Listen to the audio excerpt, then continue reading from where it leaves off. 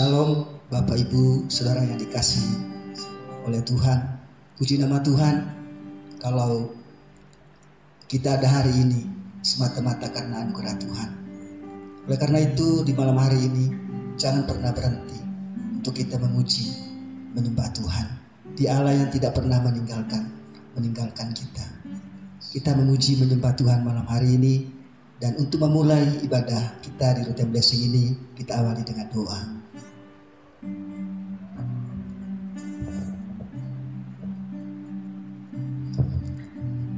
Bapa, kami bersyukur dan berterima kasih kepada-Mu Tuhan, karena Engkau mempertemukan kami, umat-Mu di tempat ini. Kami tahu Tuhan, kami hadir di sini karena Engkau. Kami datang untuk memuji dan menyembah Engkau. Saat ini Bapa, dalam nama Yesus, Bapa berdoa Bapa, Engkau melawat kota Ruteng ini, biarlah Ruteng ini penuh dengan kemuliaan-Mu. Biarlah melalui pujian dan penyembahan yang kami naikkan ke hadapan-Mu Tuhan, Engkau hadir untuk memberkati kota Ruteng. Pemerintahnya Tuhan Engkau berkati dan Engkau beri hati yang melayani kepada mereka.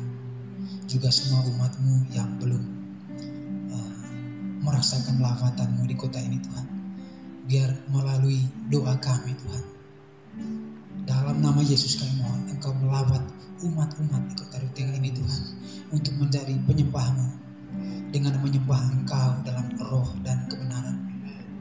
Terima kasih Bapa, kami mau memulai ibadah kami malam hari ini Tuhan.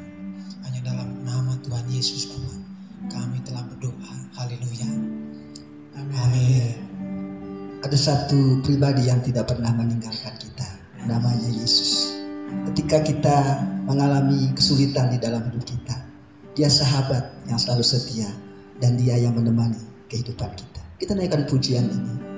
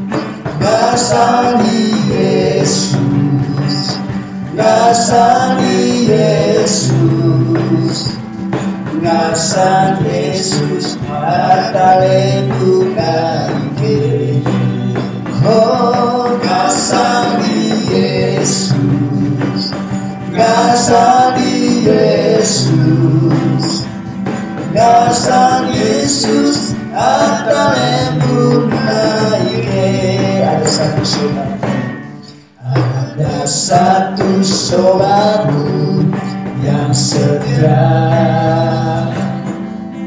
tak pernah ia tinggalkan diriku.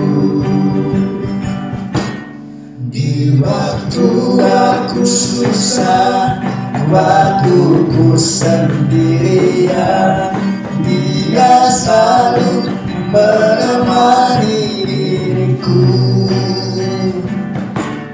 Ada satu sobatku yang setia, tak pernah ia tinggalkan diriku. Di waktu aku susah, waktu ku sendirian, Dia selalu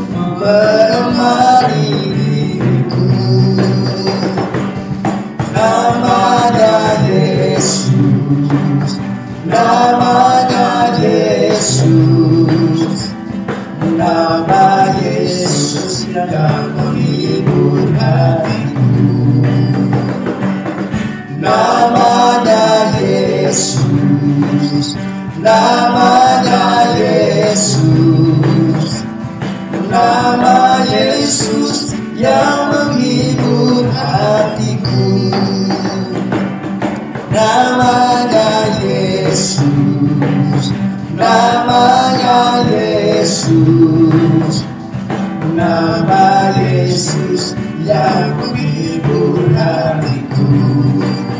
Oh, namanya Yesus, namanya Yesus, nama Yesus yang menghibur hatiku. Nama Yesus yang menghibur hatiku. Nama Yesus, nama Yesus yang menghibur hatiku.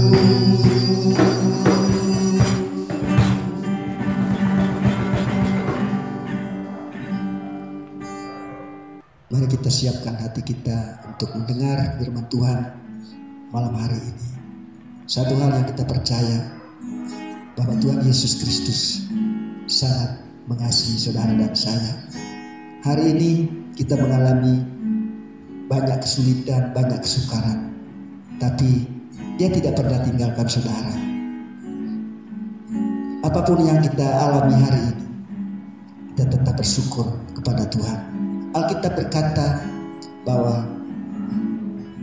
mengucap syukurlah dalam segala hal. Mari kita malam hari ini kita mengucap syukur kepada Tuhan, bahwa Dia Tuhan yang sangat mengasihi saudara dan saya. Haleluya.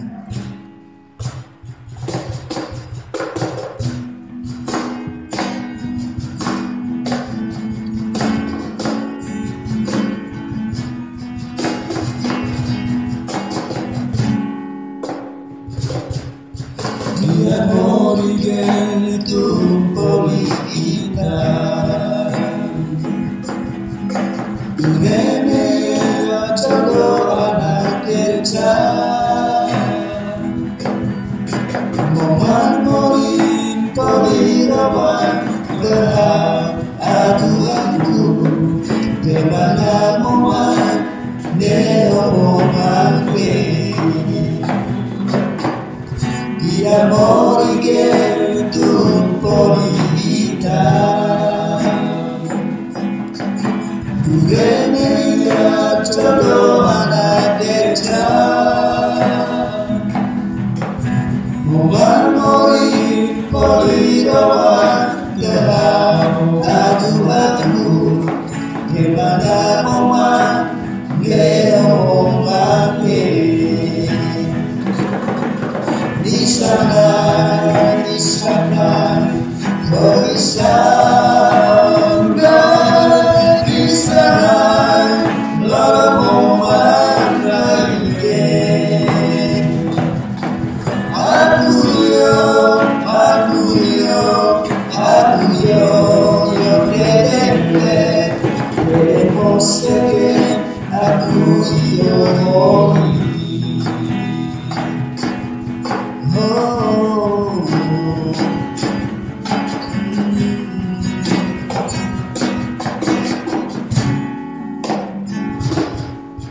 Dia morigen tumpolita, Bugene ya jodoh anak kerja, moman mori polirawan berhau adu-adu, kemana moman neomongan di sana, oh di sana, lorong mangai. Aku yo,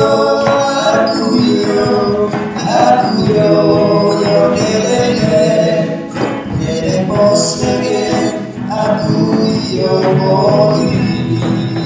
Oh di sana, oh di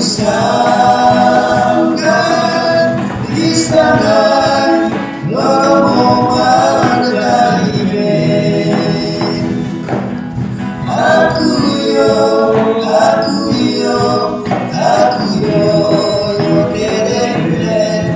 dede moseke, aku Haleluya, kasih-Mu Tuhan Yesus, kasih Allahku sungguh telah terbukti ketika Dia serahkan anaknya. Kasih Allah mau berkorban bagi kau dan aku. Tak ada kasih seperti kasih-Mu. Oh, kasih aku sungguh telah terbukti ketika Dia serahkan anaknya. Kasih Allah mau berkorban bagi kau dan aku. Tak ada kasih seperti kasih-Mu. Kami bersyukur, bersyukur, bersyukur, bersyukur, bersyukur karena kasih setia kami sembah. Ku sembah dan ku sembah selama hidupku. Ku sembah Tuhan, kami bersyukur, bersyukur, haleluya, kami bersyukur, bersyukur karena kasih setia-Mu. Ku sembah, ku sembah, ku sembah dan ku sembah selama hidupku. Ku sembah Tuhan selama hidupku, selama hidupku. Ku sembah Tuhan selama hidupku, selama hidupku. Ku sembah Tuhan. Haleluya, kami bersyukur kasih-Mu Yesus, kami bersyukur.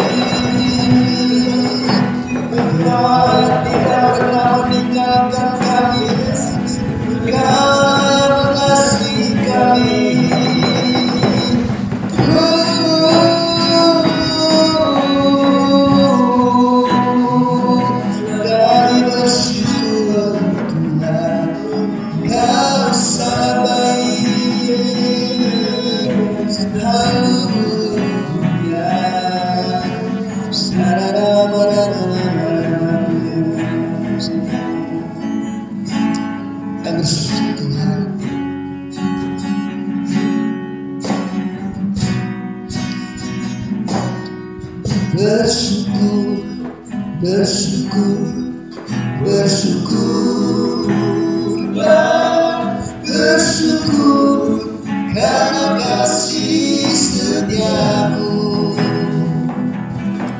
Ku sembah, ku sembah, ku sembah dan ku sembah selama hidupku.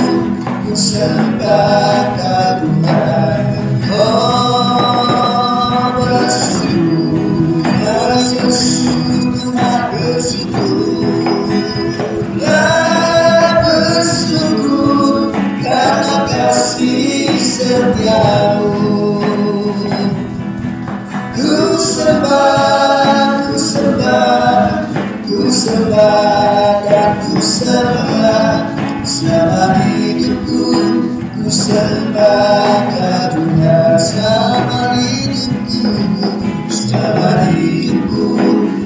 sembah karunia-Mu. Selama hidupku ku sembahnya Tuhan.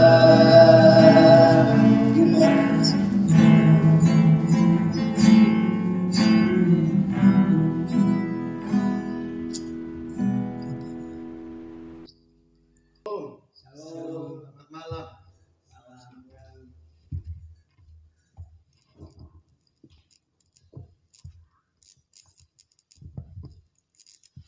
Selamat datang Bapak Pendeta. Selamat datang di rumah kami di ibadah Rutin Blessing. Malam hari ini kami rindu Bapak Pendeta menyampaikan firman untuk kami jemaat Tuhan yang ada malam hari ini. Baik, terima kasih Bapak Theo, Bapak Celsius, dan Bapak Amsel. Malam ini saya bersyukur bisa ada di tengah-tengah keluarga besar orang Manggarai, bahwa Tuhan itu baik bagi kita. Di tengah-tengah kondisi semua orang lagi bergumul menghadapi pandemi COVID-19 ini, tapi kita masih Tuhan kasih kesempatan untuk selalu bersyukur. Saya senang dengar puji-pujian tadi berkata bahwa kasih Allah sungguh telah terbukti. Betul ya Bapak Celsius, Pak Amsel, bahwa kasih Allah itu sungguh terbukti di tengah-tengah pergumulan kita orang Manggarai, tidak terkecuali seluruh dunia tentunya mengalami ini. Namun kita masih bisa bersyukur bahwa Tuhan masih memberikan kita hidup. Kenapa? Karena bulan-bulan kemarin kita merayakan Paskah, kemudian ini sudah 40 hari setelah Yesus bangkit dari antara orang mati, dia naik ke surga. Dan malam-malam seperti ini kita lagi lontoleok seperti ini, menunggu Roh Kudus dicurahkan. Menunggu seperti murid-murid di loteng Yerusalem itu, mereka menunggu Roh Kudus dicurahkan. Sampai mereka dipenuhi dan mereka punya keberanian, mereka punya kekuatan untuk pergi ke seluruh bangsa, termasuk sampai ke Manggarai, untuk memberitahukan bahwa ada satu pribadi yang menyelamatkan kita, yang namanya Tuhan Yesus Kristus. Amin. Bapak-bapak kita mesti amin. Nah, saya juga berpikir, merenung bahwa Injil pertama kali masuk di Pulau Flores, khususnya di Manggarai. Saya pernah diceritakan bahwa ada satu gereja di Reo, di pinggir pantai. Itu tempat Injil masuk di sini. Itu sekian, mungkin 100 sekian tahun yang lalu. Siapa yang membawanya? Tentu dia utusan yang luar biasa yang dipakai Tuhan. Sehingga sampai malam ini kita masih bisa duduk untuk mendengarkan firman Tuhan. Kita sebagai orang Manggarai masih bisa memuji Tuhan. Itu sebuah anugerah yang sangat luar biasa.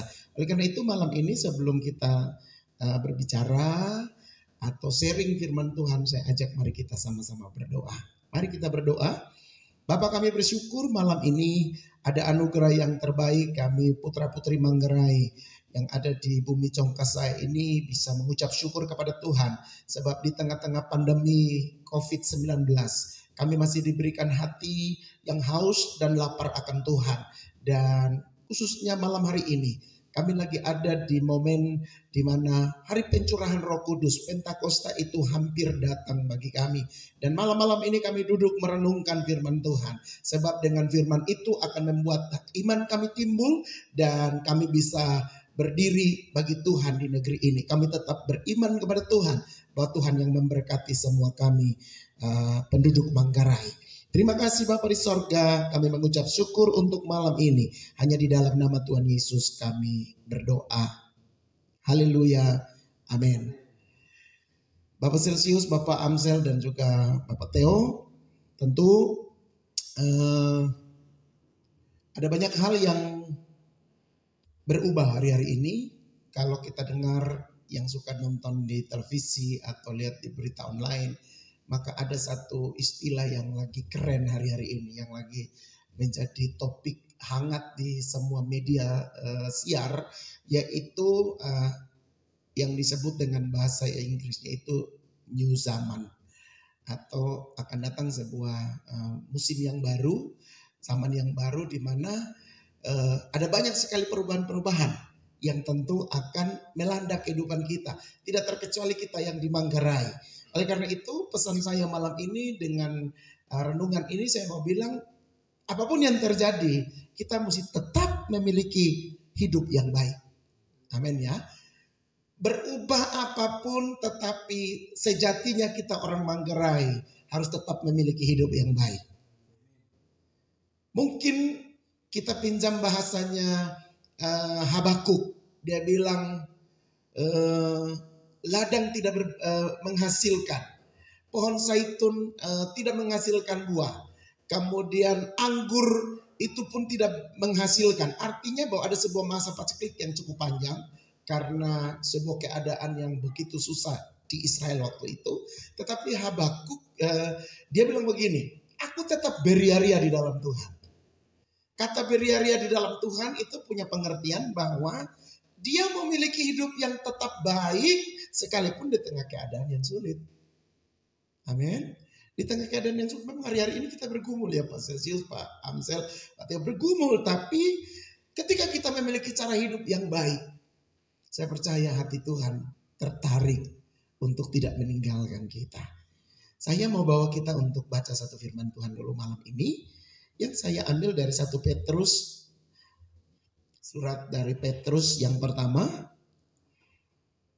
pasal yang kedua ayat yang ke-11 hingga ayat yang ke-17. 1 Petrus pasal 2 ayat 11, saudara-saudaraku yang kekasih, aku menasihati kamu supaya sebagai pendatang dan perantau, kamu menjauhkan diri dari keinginan-keinginan daging yang berjuang melawan jiwa. Ayat 12, milikilah cara hidup yang baik di tengah-tengah bangsa-bangsa bukan Yahudi. Supaya apabila mereka memfitnah kamu sebagai orang durjana, mereka dapat melihatnya dari perbuatan-perbuatanmu yang baik dan memuliakan Allah pada hari Ia melawat mereka.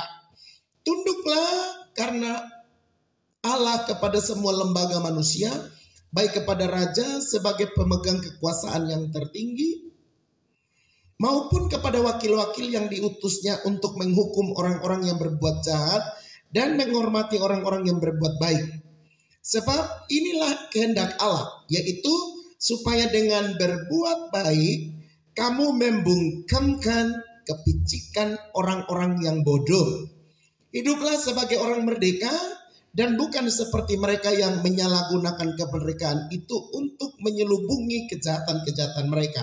Tetapi hiduplah sebagai hamba Allah.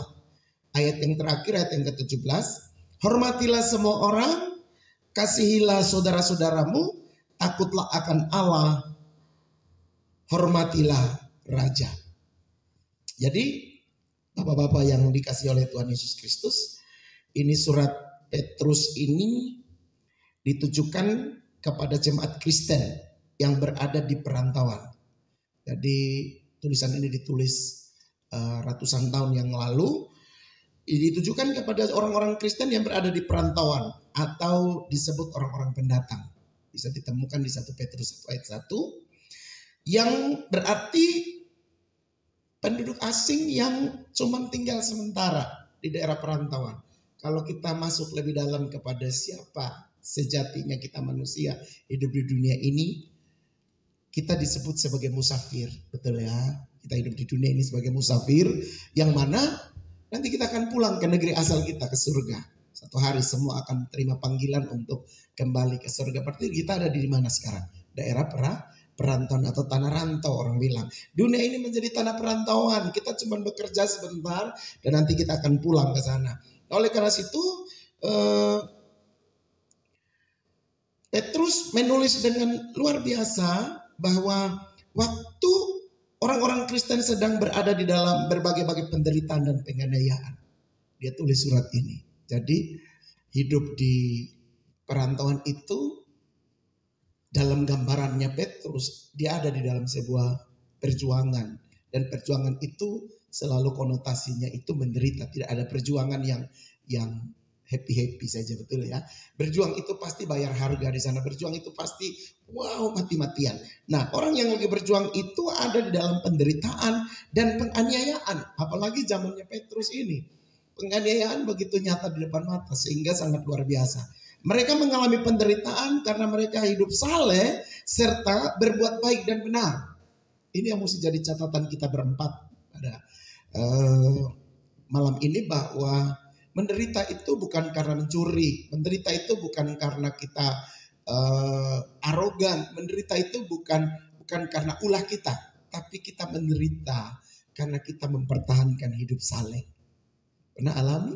Karena jaga kesalehan terus diomongin orang, difitnah orang. Kita hidup mempertahankan kebenaran firman yang kita percayai, terus kita diintimidasi, kita diancam dan lain sebagainya. Mungkin di negeri ini tidak ada, tapi di zaman Petrus ini, waktu dia menulis surat ini, dia tujukan kepada orang-orang asing atau pendatang ini dengan maksud bahwa kalau mereka teraniaya atau menderita, itu jangan karena dosa dan salah atau perbuatan kita yang kurang benar. Tapi kalau kita menderita karena kesalehan, karena kita mempertahankan nama Tuhan dalam hidup ini, itu yang Tuhan suka dari kita. Amin. Jadi kalau ada penganiayaan disebabkan karena kita percaya kepada Tuhan, jangan menyerah. Tuhan akan siapkan mahkota untuk kita. Kita akan dapat mahkota yang Tuhan sediakan. Nah, oleh karena itu ada banyak hal yang bisa terjadi, dinista karena nama Kristus, bahkan dicaci maki oleh orang-orang yang belum diselamatkan. Jadi bukan cuman tekanan yang diberikan, pressure yang kita alami, tapi kadang-kadang ada caci maki juga yang sangat melukai perasaan kita sebagai umat sesama manusia. Seperti itu. Tetapi Petrus tetap bilang, di keadaan seperti ini pun kamu mesti tetap menunjukkan hidup yang baik dan benar, hidup yang sungguh-sungguh menjaga nama Tuhan. Dan di sisi yang lain, kan ini banyak sekali nih para perantauan yang menjadi sasaran penulisan surat ini. Ada orang yang tetap hidup saleh mempertahankan kebenarannya, tetapi ada beberapa orang juga yang tidak kuat. Ya, mungkin karena banyak hal membuat beberapa orang tidak kuat. Apa yang menjadi penyebab mereka tidak kuat atau akibatnya? Mereka murtad, saudara. Mereka murtad dan tidak bertahan pada iman kepada Yesus Kristus yang sudah mereka percayai. Jadi dua kondisi ini yang ada di orang-orang perantauan ini, maka Petrus menulis surat supaya mereka tetap mempertahankan, sebab ada yang tetap mempertahankan hidup benar, tapi ada juga yang murtad atau meninggalkan Tuhan. Nah, oleh karena itu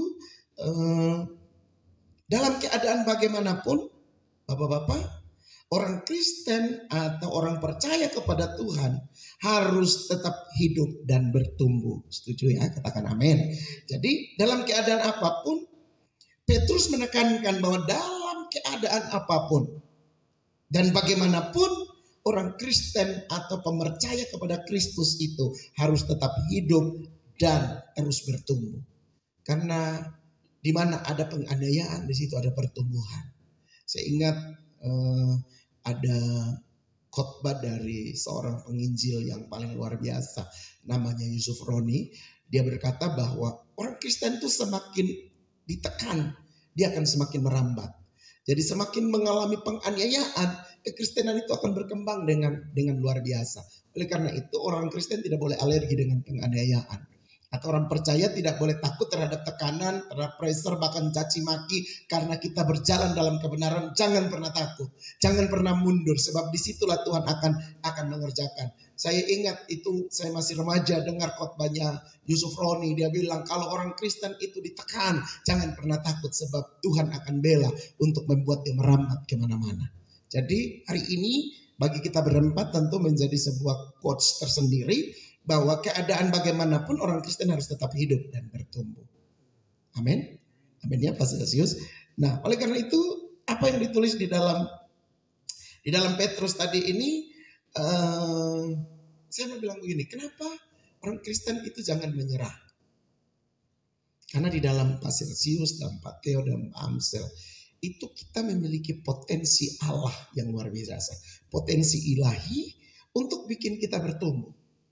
Jadi kita ditetapkan, ada Alkitab bilang kita ditetapkan bukan untuk menjadi orang yang kalah, tapi kita ditetapkan untuk menjadi orang yang menang. Amin. Kita ditetapkan bukan menjadi orang yang tertunduk malu, tapi kita ditetapkan menjadi orang yang pergi dan rebut kemenangan. Artinya bahwa keadaan apapun yang dialami oleh kita orang percaya, bahwa di dalam kita berempat ini, bahkan semua orang yang lagi mendengar siaran ini, ada potensi Tuhan. Potensi untuk bertumbuh. Karena yang pertama, kuasa ilahi ada pada kita. Amin. Kuasa ilahi ada pada kita, kemudian Tuhan pernah berjanji bahwa dia akan menyertai kita sampai kesudahan alam. Atau pada sampai akhir zaman. Itu di Matius 28, dia bilang di situ bahwa aku akan menyertai kamu sampai akhir zaman atau sampai kesudahan alam. Jadi Tuhan penyertaan itu adalah sebuah janji. Nah kalau Tuhan yang menyertai kita, siapa yang bisa menggugat orang-orang pilihan Tuhan? Amin. Kemudian yang ketiga, kita sudah dikodrati Tuhan.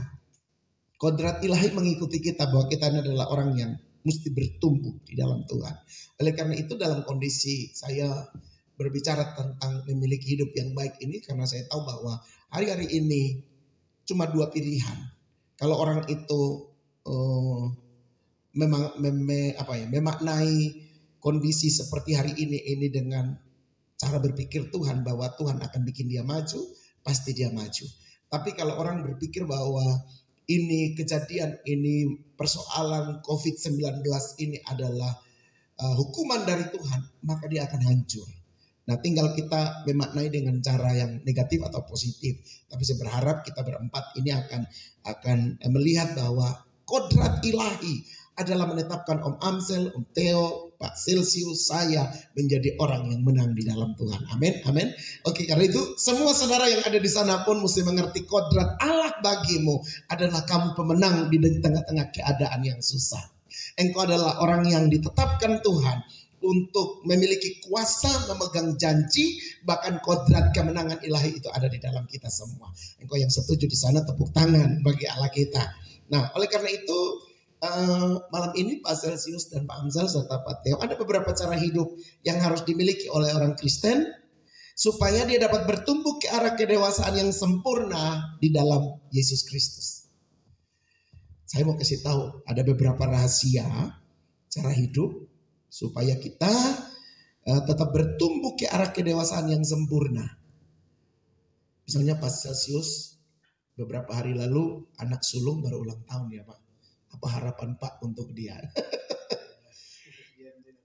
Dia jadi orang sukses, kemudian studinya berhasil, dia jadi kebanggaan Pak Celsius sama ibu tentunya.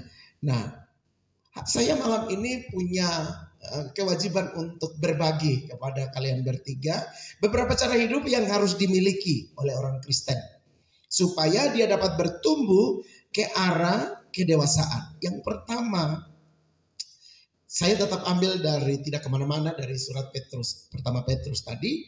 Kalau kita perhatikan ayat 11 dan 12, maka kita punya kesimpulan di situ bahwa untuk supaya kita hidup menjadi lebih baik, anak-anak kita memiliki masa depan yang penuh harapan, maka yang pertama kita mesti hidup di dalam kekudusan.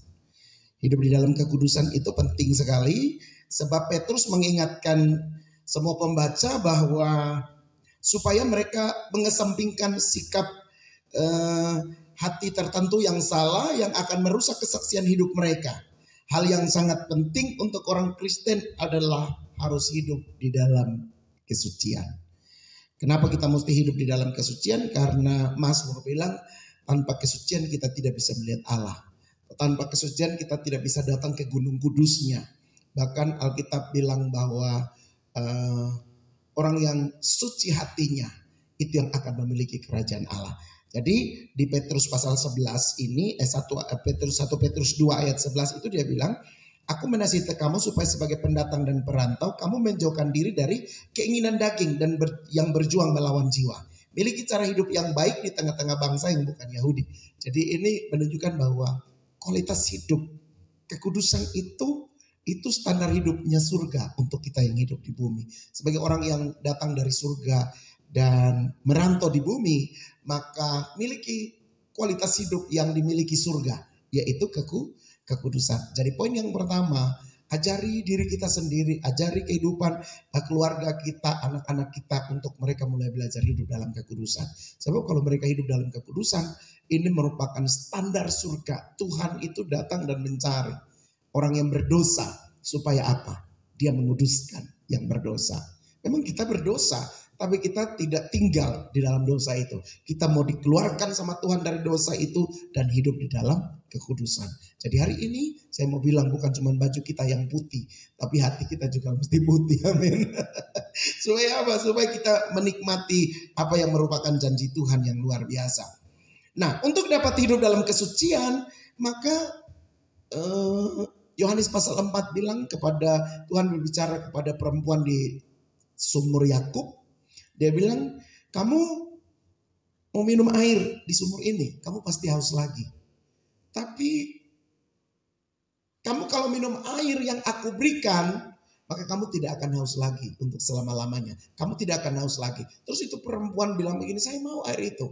Tuhan bilang kalau kamu mau minum air ini maka tidak ada cara lain. Kamu mesti menyembah Dia di dalam roh dan kebenaran. Bahkan Tuhan bertemu dengan Nikodemus, seorang ahli Alkitab yang hebat. Tuhan bilang kepada Nikodemus, kalau kamu mau masuk dalam kerajaan Allah maka kamu mesti dilahirkan kembali dari air dan roh. Nah, ini yang bahasa ini yang saya mau pakai untuk bicara tentang bagaimana caranya hidup dalam kekudusan. Jalan masuk ke sana adalah mesti lahir baru. Amin. Lahir baru itu yaitu kita terima Yesus dalam hati, kemudian kita minta Roh Kudus memenuhi kita, dan setiap hari kita hidup berjalan dengan kehendak Roh Kudus. Baik Bapak-bapak yang dikasihi oleh Tuhan Yesus Kristus, setelah kita tadi dapatkan poin yang pertama yang hidup di dalam kesucian atau kekudusan.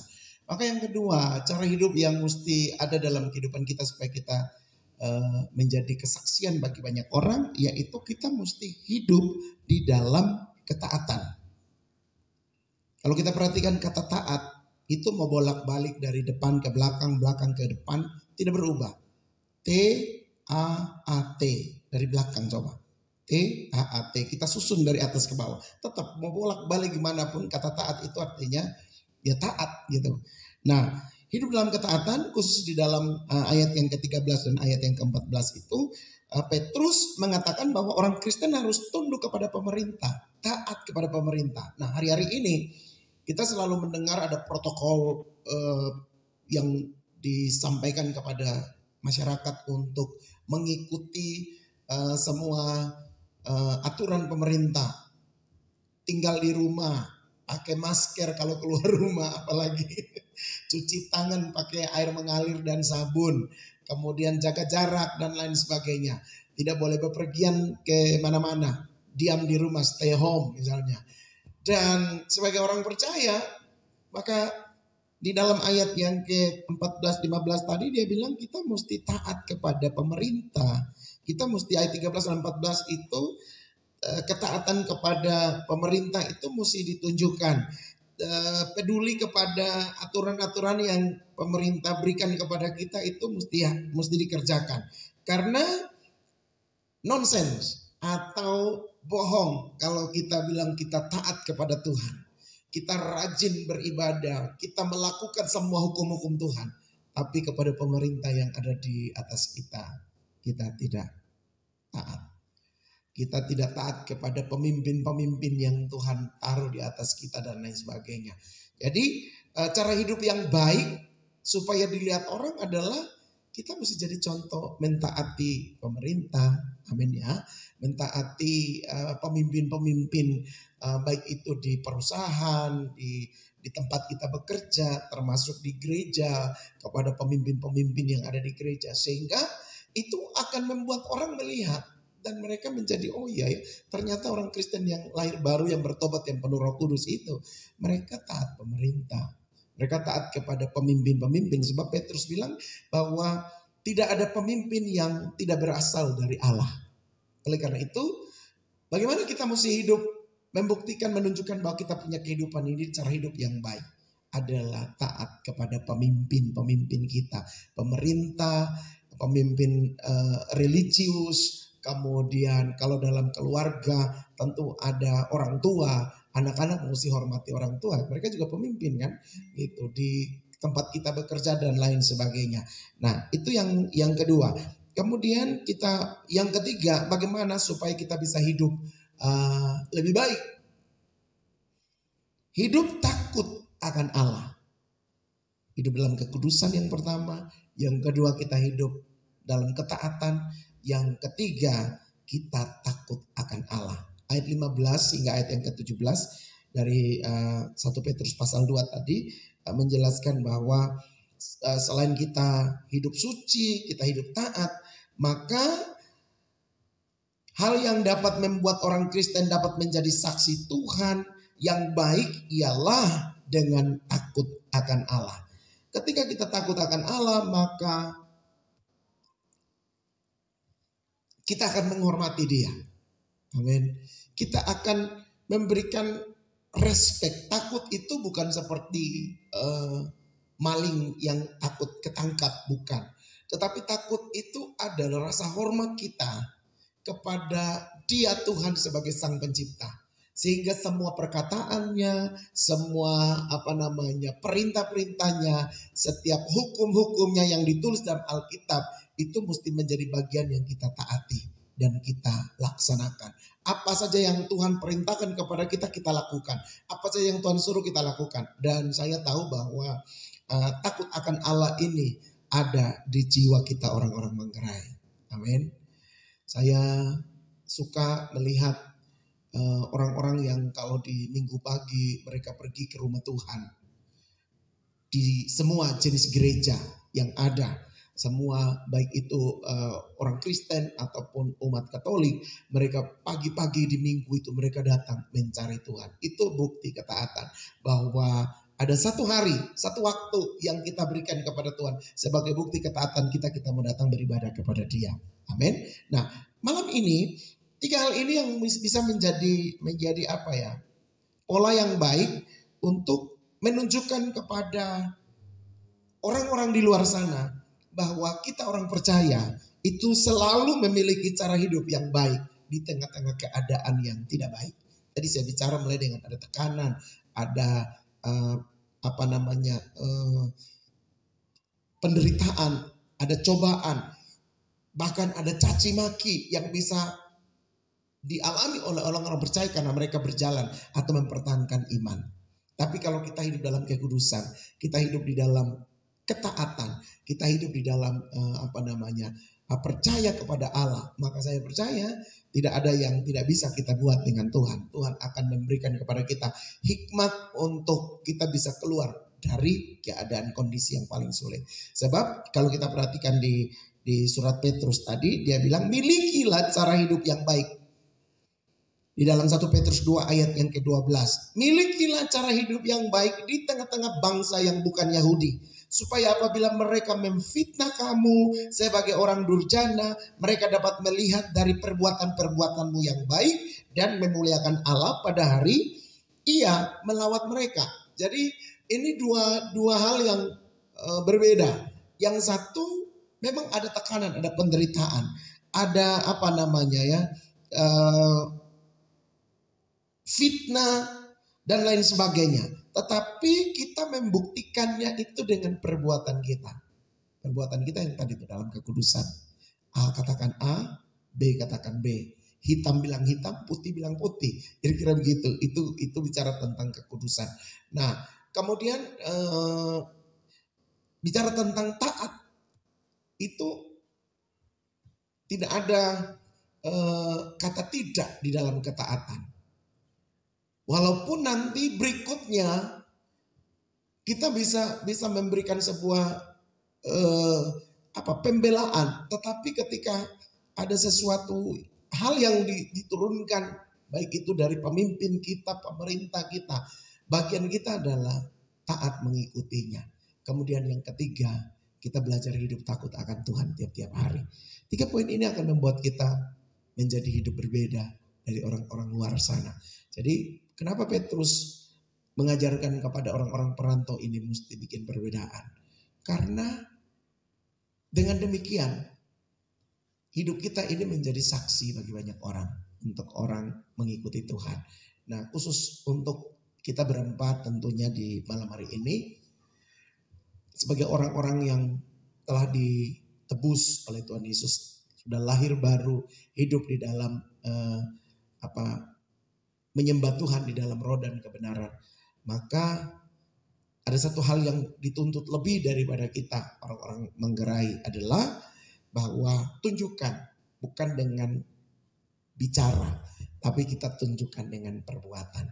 Ada satu quotes atau perkataan hikmat yang bilang begini, pesan yang paling kuat itu adalah perbuatan, bukan perkataan. Betul ya Pak Celsius ya? Bukan perkataan. Orang bisa ngomong dari A sampai Z, tapi kalau itu tidak bisa dilakoni, tidak bisa dikerjakan, tidak bisa diimplementasikan menjadi tindakan tiap-tiap hari, maka saya mau bilang itu nol besar. Kita boleh hafal firman Tuhan dari Kejadian sampai Wahyu, tapi kalau kita tidak mengimplementasi firman Tuhan itu di dalam sikap tingkah laku kita tiap-tiap hari yang saya wujudkan dalam 3 poin tadi, maka kita menjadi orang Kristen dan tidak bisa berpengaruh. Bagaimana caranya untuk kita bisa menunjukkan hidup yang baik di antara angkatan yang bengkok hati ini? Adalah miliki cara hidup yang baik. Dengan tadi, hidup dalam kekudusan, hidup dalam ketaatan, dan hidup di dalam takut akan Allah. Kiranya 3 poin ini memberkati Bapak-Bapak semua malam ini, dan juga memberkati seluruh umat Tuhan yang mendengar bincang-bincang kami di malam hari ini. Saya percaya bahwa waktu yang singkat ini memberkati Bapak bertiga, juga memberkati semua yang mendengar firman Tuhan di malam hari ini. Tuhan Yesus memberkati Pak Theo, Pak Amsel, dan juga Pak Celsius. Haleluya. Kita akhiri pertemuan ini dengan kita doa bersama-sama ya. Mari tundukkan kepala dan kita mau berdoa. Bapa, kami mengucap syukur bahwa waktu yang sangat khusus ini spesial bagi kami orang-orang Manggarai untuk memuji, menyembah Tuhan dan sharing firman Tuhan di tempat ini. Ketika kami duduk seperti ini, kami lagi merindukan Tuhan, memenuhi Manggarai dengan kemuliaan-Mu, memenuhi Manggarai dengan urapan-Mu. Bahkan ketika Roh Kudus dicurahkan di hari Pentakosta, Engkau tidak lupa untuk mencurahkan Roh Kudus-Mu bagi kami putra-putri Manggarai. Kami juga rindu dilawat Roh Kudus, kami rindu dipenuhi Roh Kudus, kami rindu untuk hidup kami terus berjalan di dalam kehendak Tuhan. Oleh karena itu di malam hari ini kami bersyukur untuk ketiga hamba-Mu, Pak Celsius, Pak Amsel, Pak Theo, bahkan seluruh jemaat yang malam ini ada bersama-sama dengan kami. Kami berdoa supaya Tuhan memberkati kami, pakai kami putra-putri Manggarai ini untuk menjadi terang di tengah-tengah angkatan yang bengkok hati ini. Terima kasih Bapa di sorga, diberkatilah kami semua dengan urapan dan kuasa-Mu. Dan malam ini sekiranya anugerah kasih sayang yang berasal dari Bapa di sorga, penyertaan dengan kuat kuasa Yesus Kristus Tuhan, bahkan persekutuan di dalam Roh Kudus akan tinggal menyertai, menolong dan membimbing kami mulai malam hari ini sampai selama-lamanya, sampai hari Maranatha Tuhan Yesus datang di awan-awan untuk menjemput kita para salehnya. Berkat terbaik ini terimalah bersama-sama hanya di dalam nama Bapa, Putra dan Roh Kudus, yaitu di dalam nama Tuhan Yesus Kristus yang percaya. Sama-sama kita katakan amin.